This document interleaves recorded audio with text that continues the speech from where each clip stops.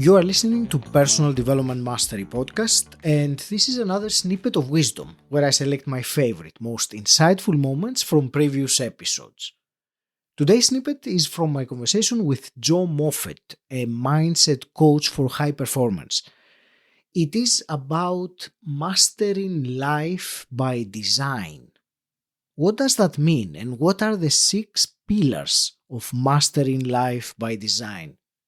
I hope you find it insightful, and if you do, the quick simple favor I will ask of you is to click the subscribe button to follow the podcast. Thank you. Master Life by Design is really about consciously creating the life that you want, life on your terms, not by what people say you should do, your friends, your family, society, because we get so caught up in this social conditioning of life, of what we think, right? Nowadays, if you don't have a very expensive car and a penthouse suite at the top and you're flying privately in jets, like you're no one. And that's just not true, because not everyone has that desire. Right? If you want, Master Life by Design is really about saying, what do you want in life? And let's be intentional. Let's live at cause in creating that.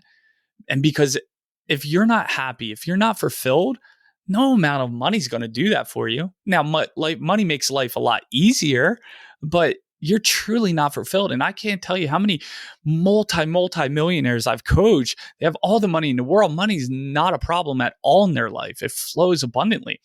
They're unfulfilled. They're miserable.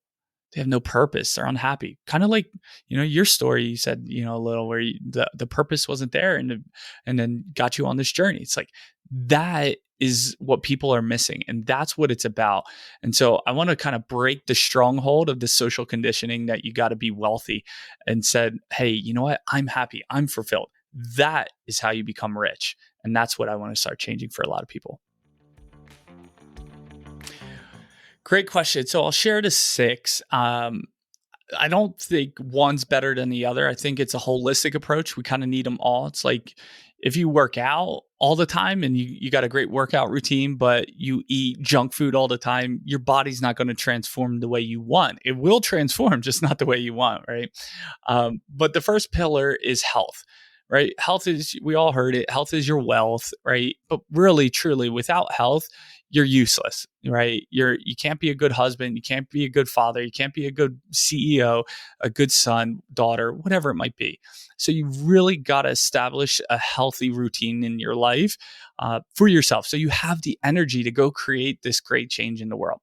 The second pillar is your emotions, right? Having that emotional mastery, because you could be healthy, but if you're just a butthead, right? Like if you're just rude and mean and angry to people all the time, no one's going to want to be around you, and you'll find yourself being extremely lonely.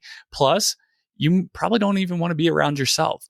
So living in those rich emotions like happiness, joy, fulfillment, passion, love, it's such a better quality of life. So mastering your emotions, your EQ is so important. The third pillar is relationships, right?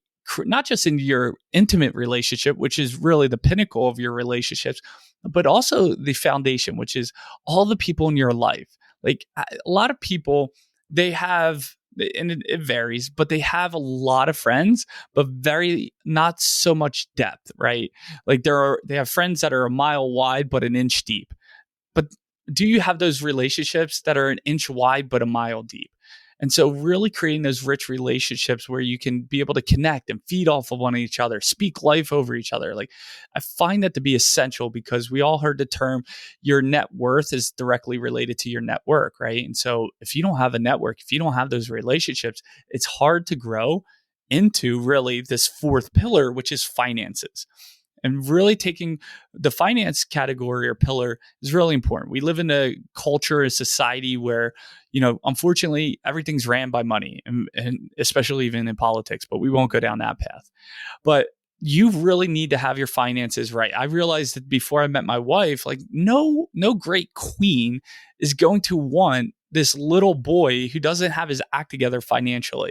If I was going to meet a queen, she wanted a king, and a king took responsibility of his finances, and vice versa too, for, the ladies out there listening.